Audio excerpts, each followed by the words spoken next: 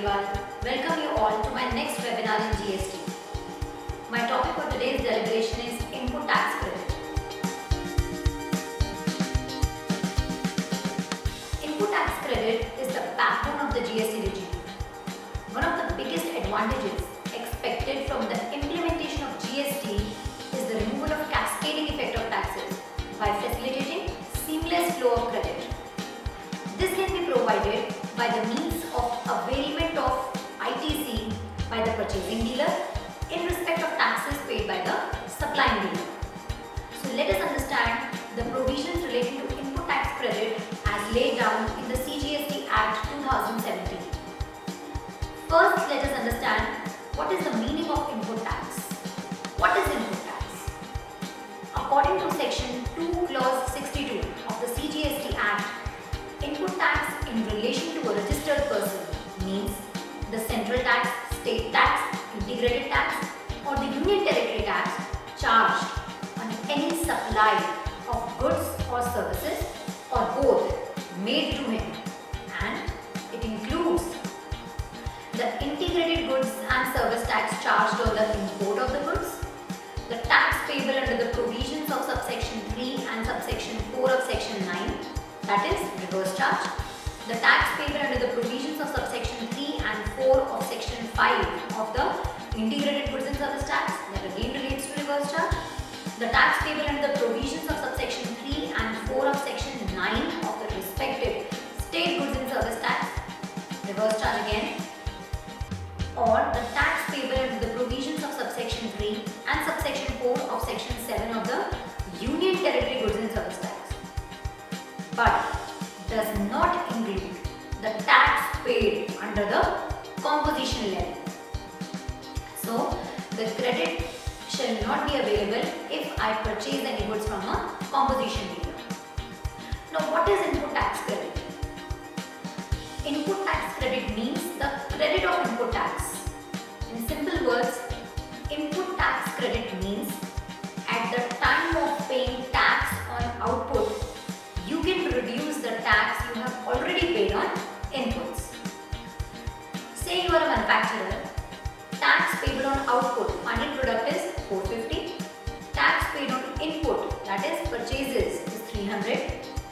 You can claim input credit of rupees 300 and you only need to deposit rupees 150 in cash. In the example, when the manufacturer has purchased 3 inputs, say A, B and C, the tax paid on the purchase of input A is 100 rupees, tax paid on purchase of input B is 120 rupees and tax paid on purchase of input C is 80 rupees. And he has manufactured a final product, the tax on the output of which is 450 rupees. Now, the net tax to be paid by the manufacturer is 150 rupees. In GST, 100% credit is available in respect of all inputs, capital goods and input services that are used or intended to be used in the course or furtherance of his business, subject to the fulfillment of certain conditions. Let us understand what is the meaning of inputs, capital goods and input services according to the GST Act. According to section 2 clause 59 of the CGST Act, input means any goods other than capital goods used or intended to be used by a supplier in the course or the furtherance of his business, capital goods. According to section 2 clause 19 of the CGST Act, capital goods means goods the value of which is capitalized in the books of accounts of the person claiming the input tax credit and which are used or intended to be used in the course or the furtherance of the business. Next, what are input services? According to section 2 clause 60, input service means any service used or intended to be used by a supplier in the course or the furtherance of his business, like packing service, GTA service, etc. Now let us understand what are the conditions for claiming input tax credit. Primarily, there are 4 conditions that are required to be fulfilled in order to claim the input tax credit. These are: first, you must have a invoice of purchase or debit note issued by a registered dealer or such other tax paying document as may be prescribed. Now, what are these other tax paying documents? Let's see.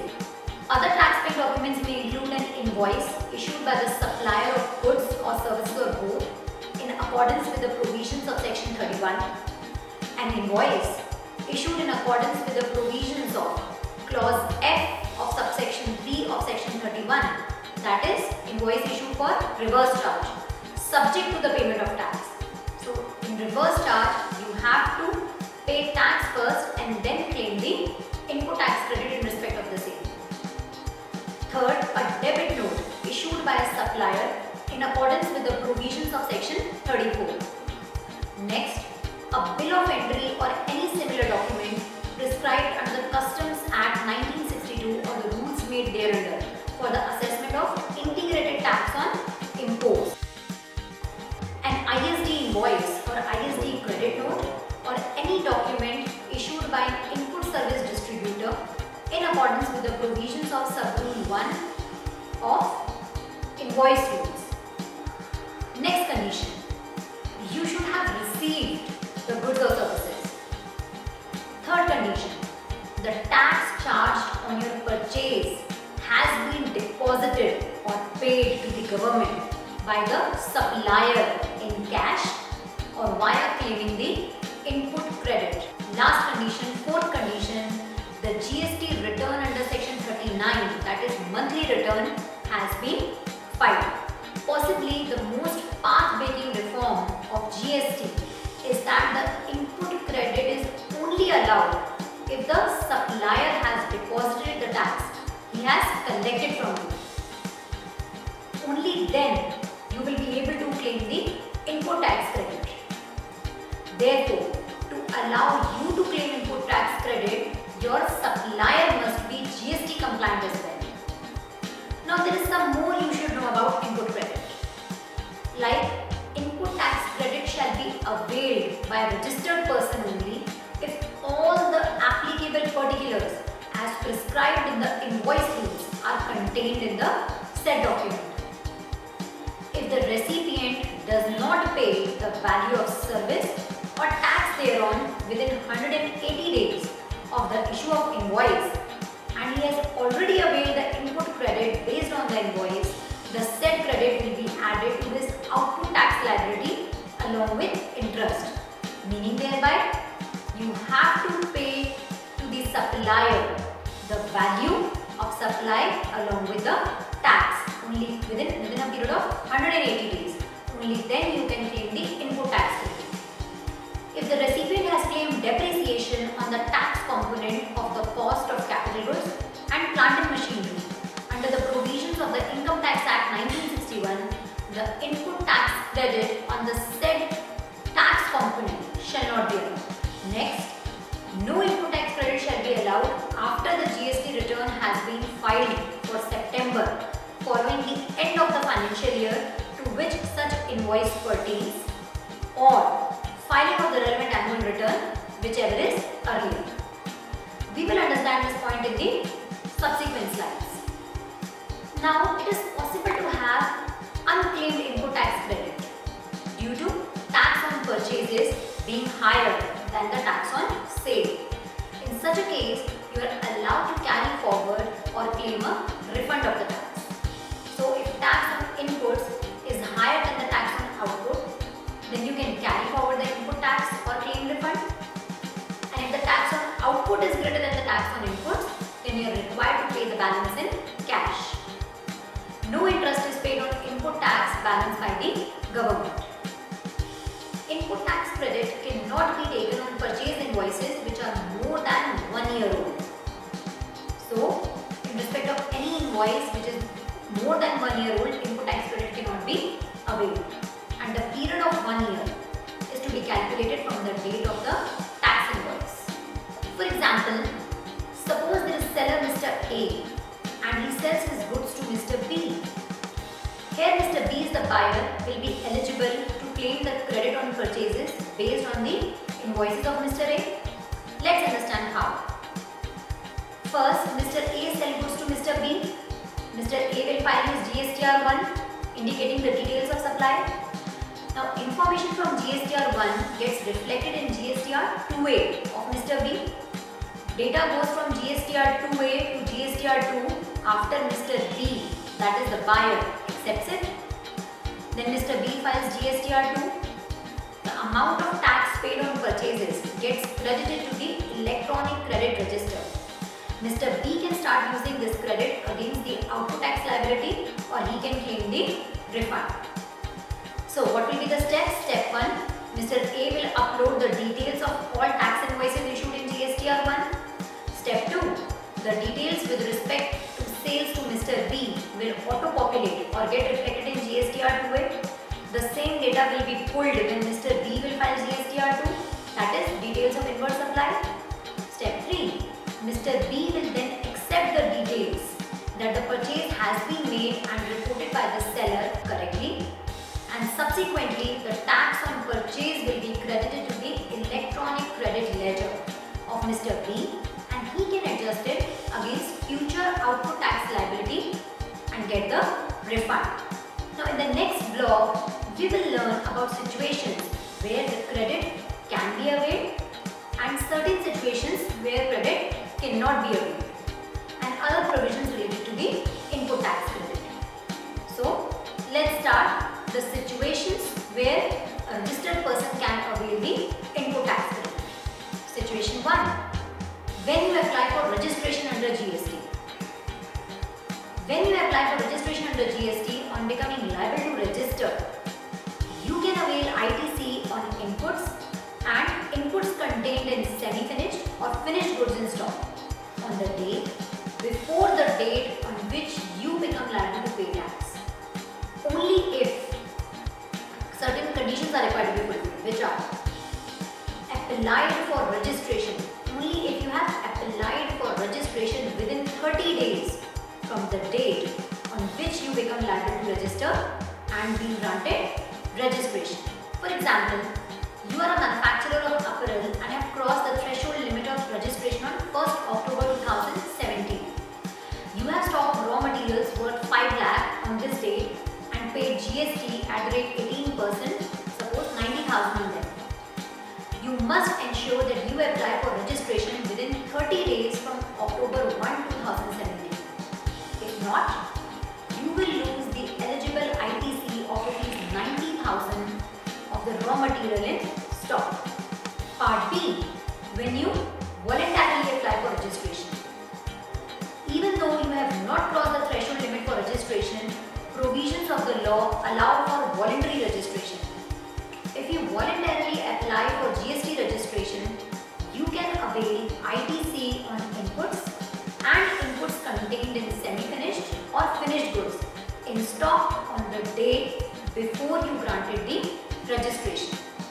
For example, you are a dealer of electronic products and due to your business operations, you voluntarily apply for registration, even though the threshold limit has not been crossed. You have been granted registration on 10 September 2017 and you have electronic products worth 2 lakh in stock on which GST at the rate 18%, that is 36,000, has been paid. Now you can avail the ITC of rupees 36,000 on the electronic products in the stock. Coming over to the next situation, situation 2, when you leave the composition scheme and become a regular dealer. If you are registered under the composition scheme and your aggregate turnover crosses 75 lakh, you have to move away from the composition scheme and become a regular dealer. When you leave the composition scheme and become a regular dealer, you can avail ITC on inputs contained in semi-finished or the finished goods in stock and capital goods on the day before the date on which you become liable to pay tax. The credit on the capital goods will be reduced by 5 percentage points per quarter of a year or a part thereof from the date of invoice. Let's understand this with the help of an example. For example, you have been registered as a composition dealer under GST and your turnover has now crossed 75 lakh. Hence, you leave the composition scheme and become a regular dealer. Your turnover has crossed 75 lakh and your stock on 9th October 2017 contains the following inputs. Raw material amounting to 1 lakh rupees on which the GST paid is 18,000. Inputs in semi-finished goods amounting to 50,000 on which the GST paid is 9,000. And inputs in semi-finished goods amounting to 1,50,000 on which GST paid is 27,000. So now you can avail the full ITC of rupees 54,000 and ITC on capital goods if any, as reduced by 5 percentage points per quarter or part thereof for a year. I hope I am clear in this. Moving over to the next situation. When the exempted goods or services become taxable. When goods or service declared as exempt from GST are made taxable, you can avail ITC on the day before the supply becomes taxable. Inputs in stock and inputs contained in semi-finished or finished goods in stock which are relatable to the exempt supply. Capital goods exclusively used for the exempt supply. The credit on the capital goods will be reduced by 5 percentage points per quarter of the year or the part thereof from the date of invoice. For example, you are a manufacturer of an exempt good. This exempt good is made on 5th December 2017. You have the following inputs used to manufacture the exempt good in stock on 4th December 2017. Raw material A amounting to 3 lakh on which the GST paid at the rate 18% is rupees 54,000, and raw material B amounting to 30,000 on which the GST paid is 5,400.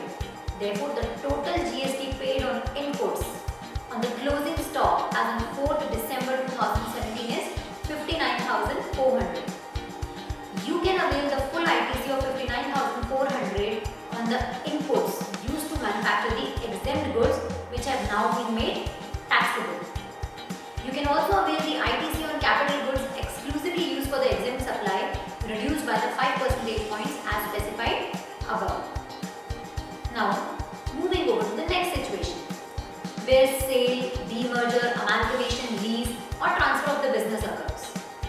In any of these cases, if there is a specific provision for the transfer of liabilities, then unutilized ITC can be transferred to the sold, merged, amalgamated, demerged, leased or transferred business. For example, ABC Electricals Private Limited sold its business to PQL Electricals Private Limited. At the time of sale, ABC Electricals Private Limited had unutilized ITC of rupees 2,50,000. In the sale agreement, it was agreed that all the liabilities and assets of ABC Electricals Private Limited will be transferred to PQL Electricals Private Limited. In this case, ABC Electrical Private Limited can transfer the unutilized ITC of rupees 2,50,000 to PQL Electricals Private Limited.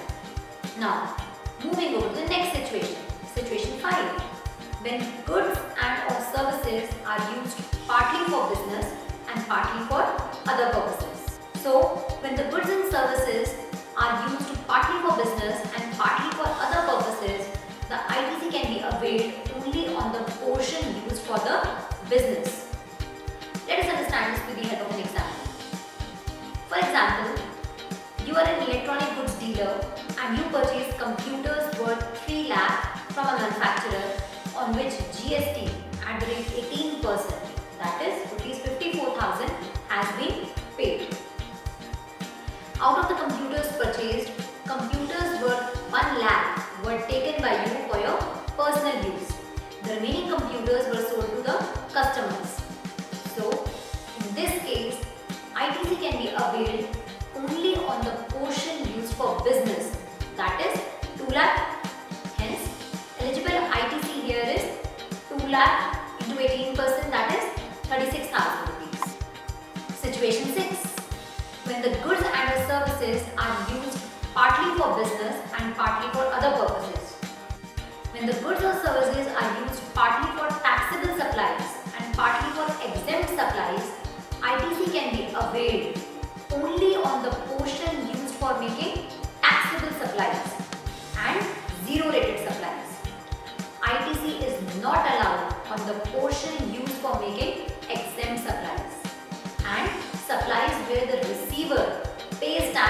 reverse charge basis.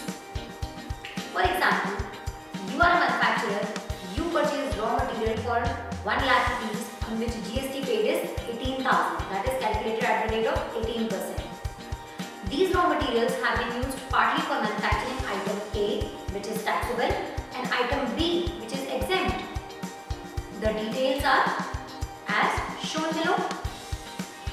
The total value of raw material was rupees 1 lakh.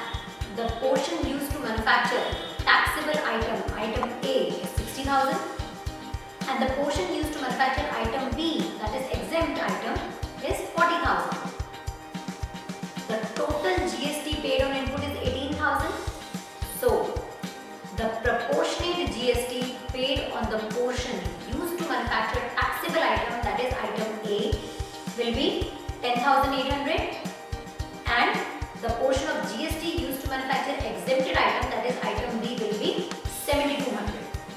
So now, the manufacturer can avail ITC of rupees 10,800 only on the portion of the raw material used to manufacture item A, which is taxable.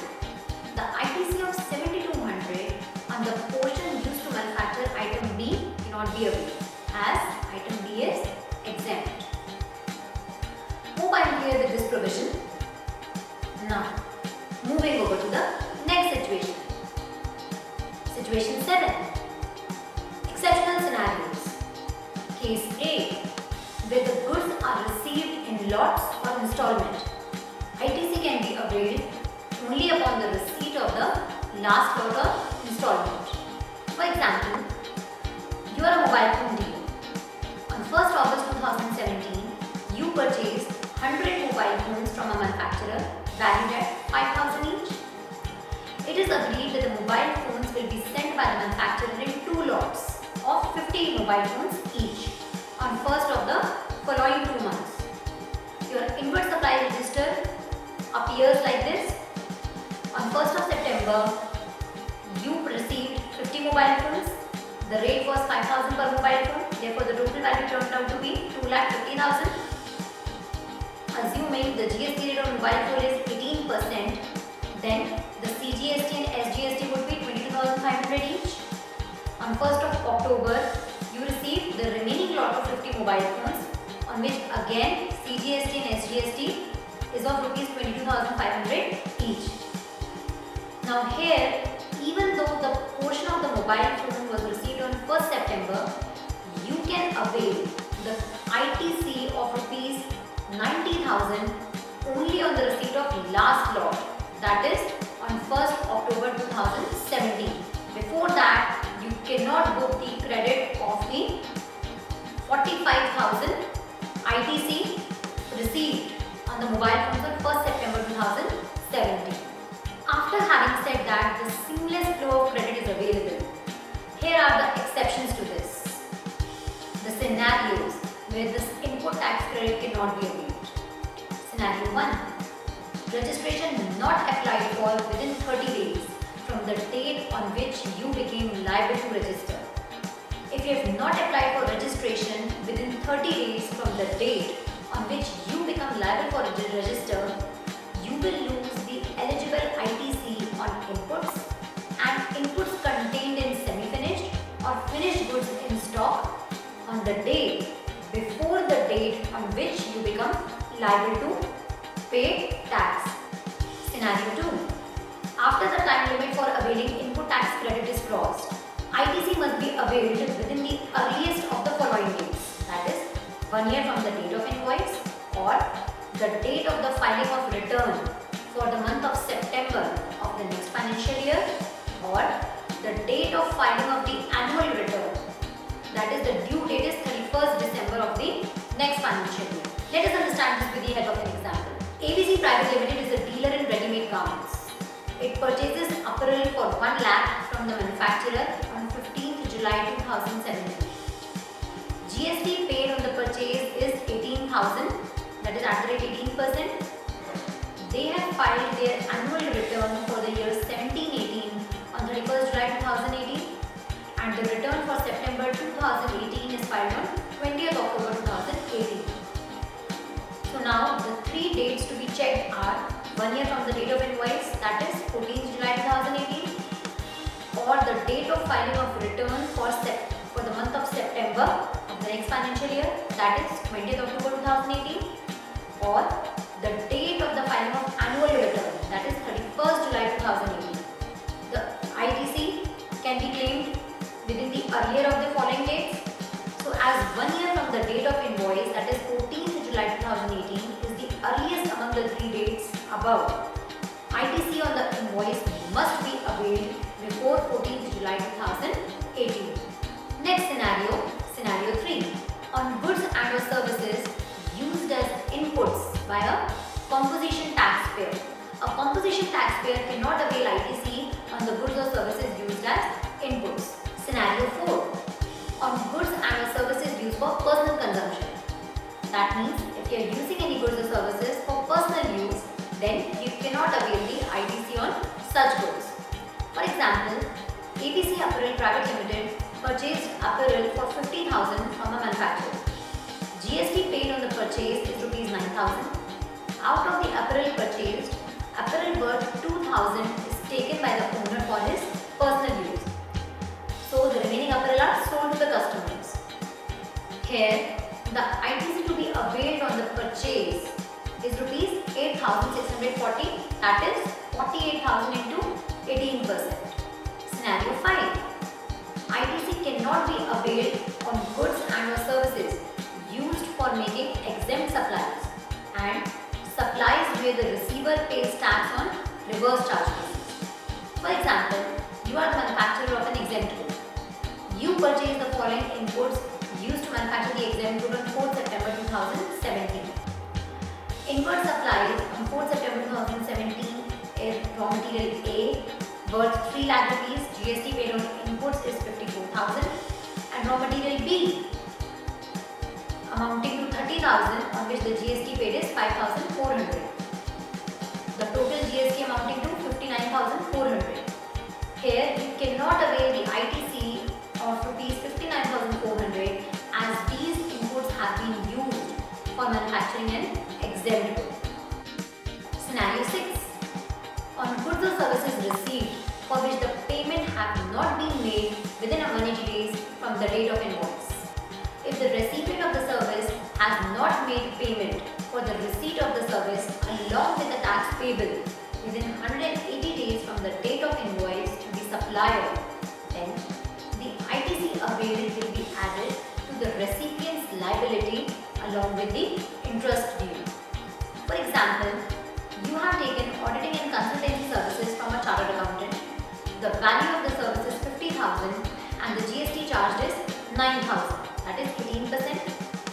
If you do not make the payment of Rs 59,000 within 180 days from the date of invoice, then the ITC of 9,000 availed by you will be added to your liability along with the interest due.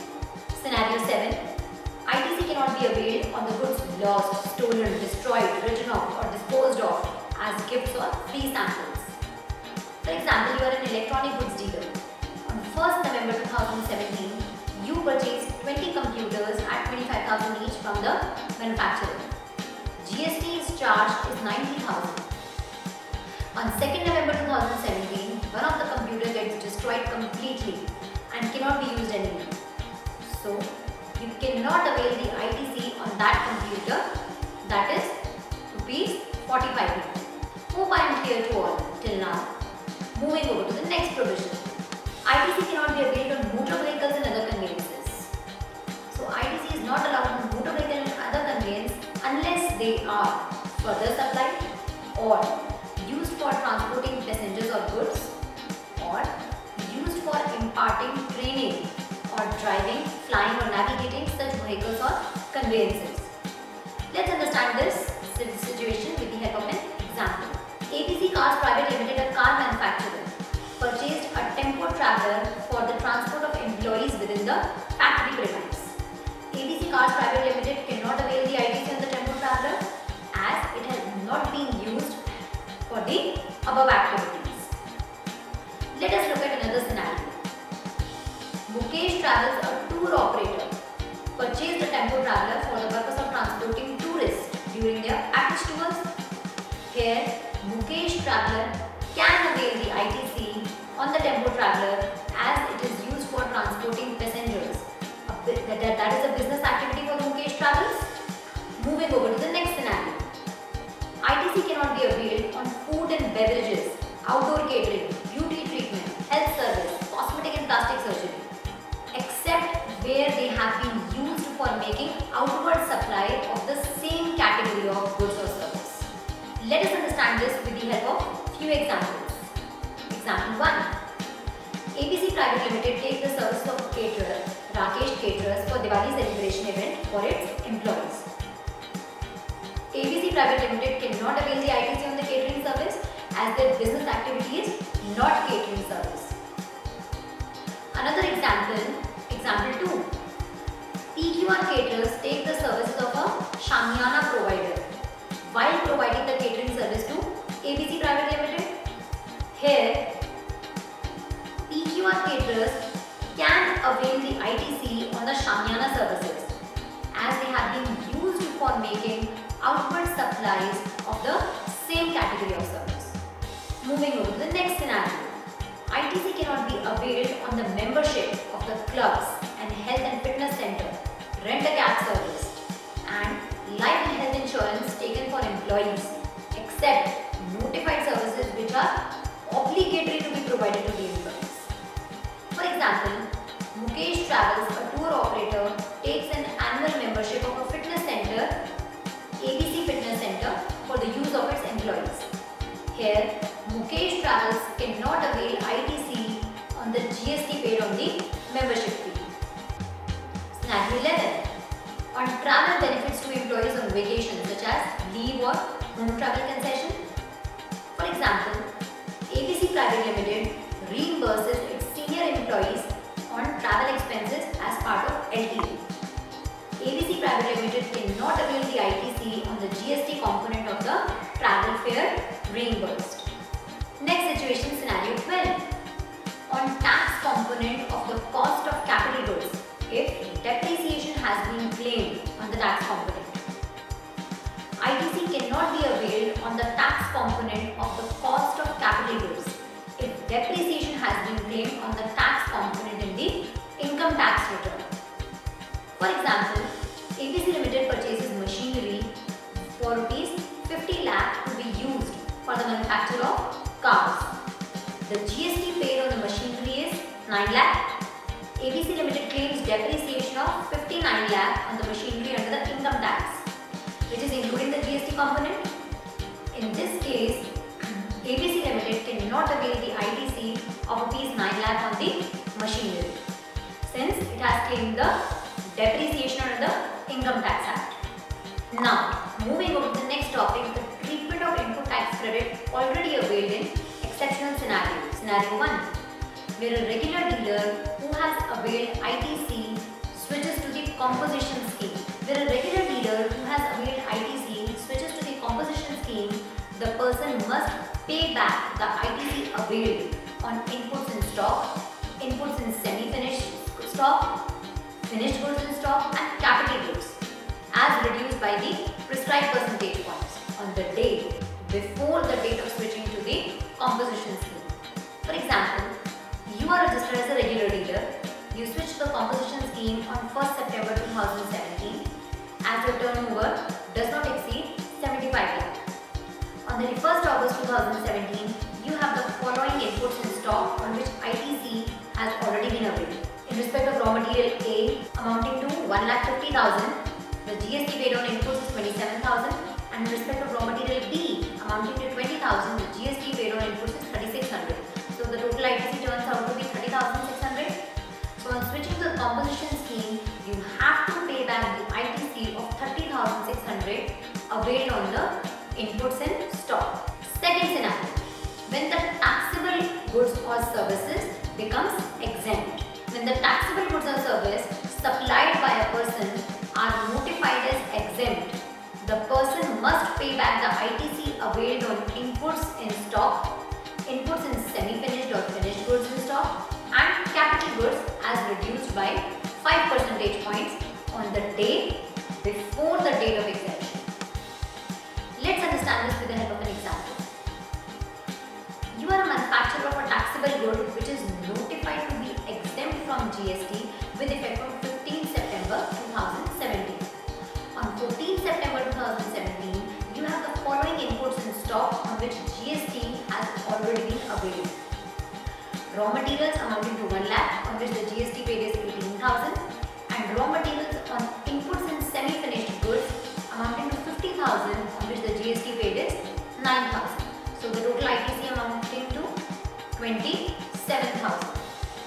So the ITC availed on the inputs in stock, that is 27,000, will have to be paid back. Now let us understand the provisions of input tax credit in respect of job work. The principal is allowed to take the input tax credit on inputs or capital goods sent to a job worker for job work. ITC is allowed even if the inputs or capital goods are directly sent to a job worker for job work without their being first brought to the place of business of the principal.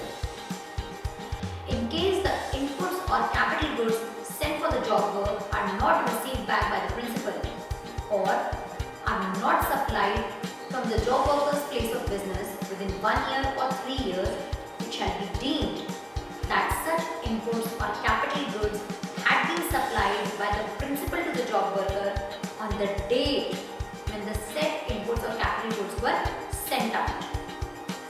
And the period of 1 year or 3 years shall be counted from the date of receipt of inputs or capital goods by the job worker.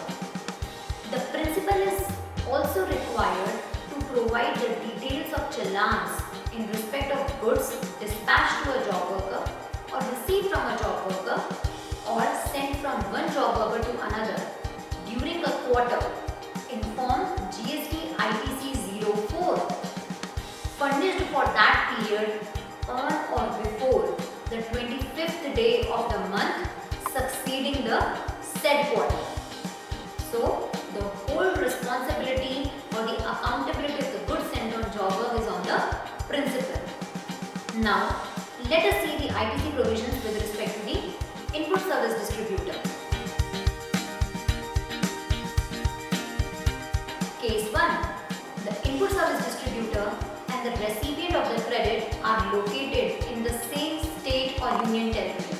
Where the input service distributor and the recipient of the credit are located in the same state or union territory, the input tax credit of IGST, CGST, SGST and UTGST should be distributed to the recipient in the following manner. The credit of IGST shall be distributed as IGST. The credit of CGST would be distributed as CGST. The credit of SGST would be distributed as SGST. And the credit of UTGST would be distributed as UTGST. Let us understand this with the help of an example. ABC Limited is located in Bangalore, Karnataka. They also have units located in Mysore, Chennai and Mumbai. The unit in Bangalore is the head office and is registered as an input service distributor. They do bulk procurement of common services which are used by the other units too. So ABC Limited head office receives an invoice of Rs 1 lakh with a GST of 18,000, CGST 9,000 and SGST 9,000 towards advertisement services provided exclusively to the Mysore unit. Now, the credit will be distributed to the Mysore unit as CGST 9,000 and SGST 9,000.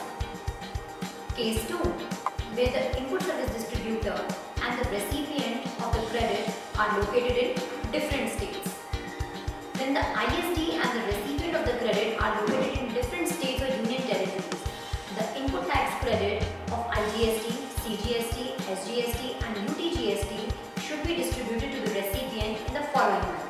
The input credit with the entire credit of IGST, CGST, UTGST and SGST would be distributed to the recipient as IGST.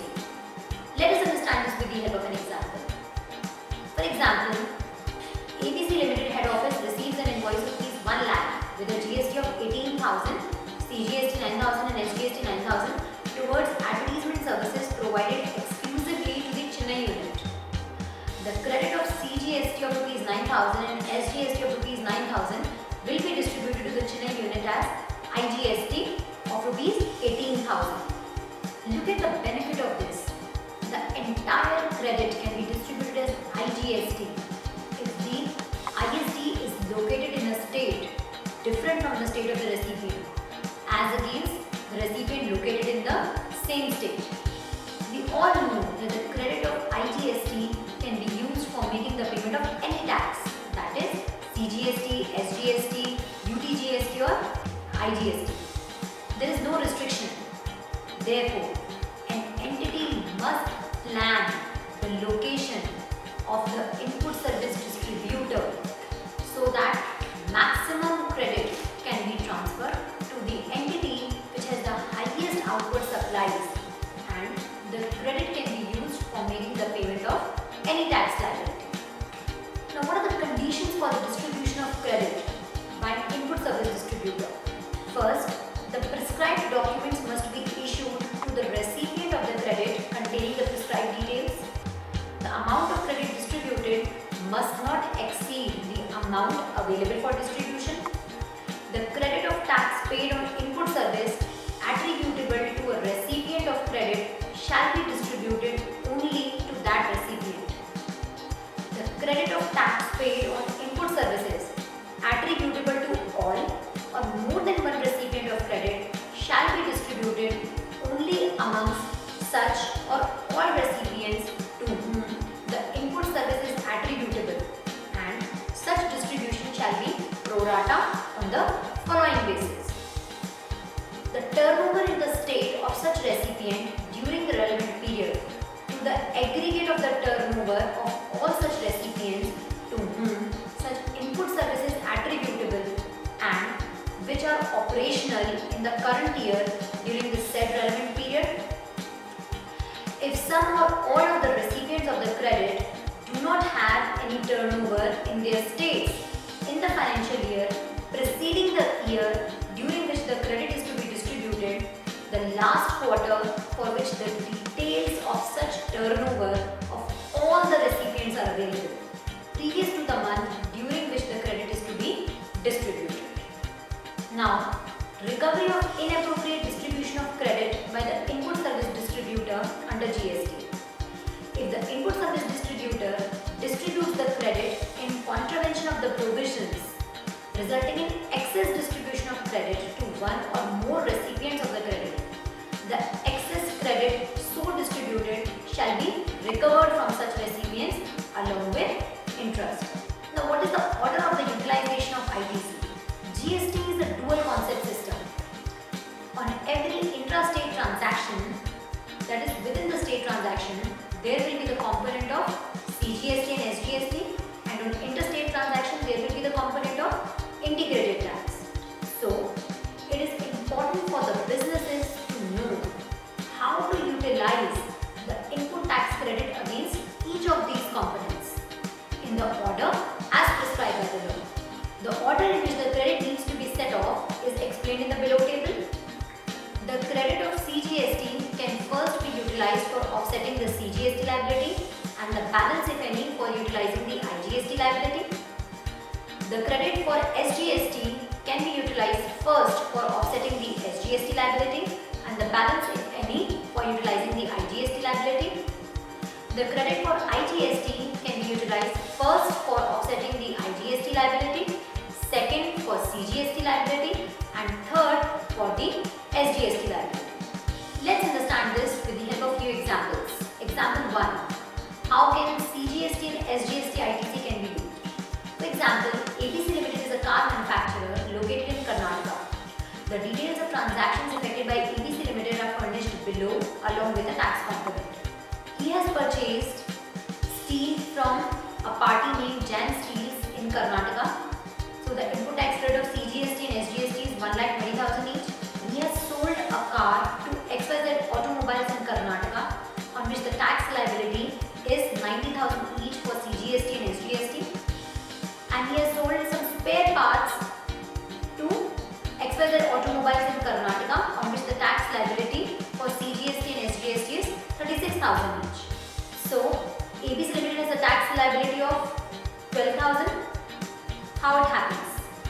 ABC Limited have input credit of 1,20,000 each against CGST and SGST. As prescribed by law, ABC Limited first utilized ITC of CGST, that is 1,20,000, to set off the CGST liability of 1,26,000. After this adjustment, the CGST liability left is 6,000. Later on, the SGST input credit of rupees 1,20,000 is set off against the SGST liability of 1,26,000. After setting off the SGST input credit, 6,000 is the SGST liability. After utilizing the available input credit of both CGST and SGST, the tax liability of ABC Limited is 12,000. CGST 6,000 and SGST 6,000. Any input credit balance of CGST after setting off the tax liability towards CGST cannot be used to set off against SGST. The balance of ITC against under CGST post the set off of CGST liability will be carried over to the next period. Similarly, the SGST balance after set off of SGST liability will be carried over to the next year. Next example, how can the IGST credit be utilized? Consider another set of transactions for ABC Limited. ABC Limited purchased aluminium bars from Shine Industries Limited in Tamil Nadu, on which the IGST paid is 30,000. It purchased tires from Rubber Industries Limited in Tamil Nadu, on which the IGST paid is 10,000. It sold spare parts to Avon Spares, on which the tax liability is 12,000, and also sold some spare parts to John Auto Parts in Karnataka itself, on which the tax liability is 24,000 each for CGST and SGST. At the end of the month, ABC Limited utilized IGST input tax credit to set off their tax liability.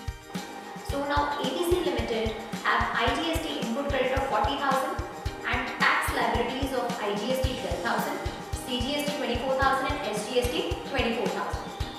As prescribed by law, IGST input credit needs to be utilized first to set off the IGST tax liability. The remaining ITC can be used to set off CGST and then against the SGST liability in that order. So ABC Limited first utilized IGST ITC to set off the IGST liability of 12,000. Remaining IGST ITC credit of rupees 28,000 is used to set off the CGST liability of 24,000. Post this adjustment, the remaining IGST ITC of 4,000 is used to set off the SGST liability to the extent of rupees 4,000. Now, after utilization of input credit available, the SGST liability of ABC Limited is 20,000, which they have to disburse in cash.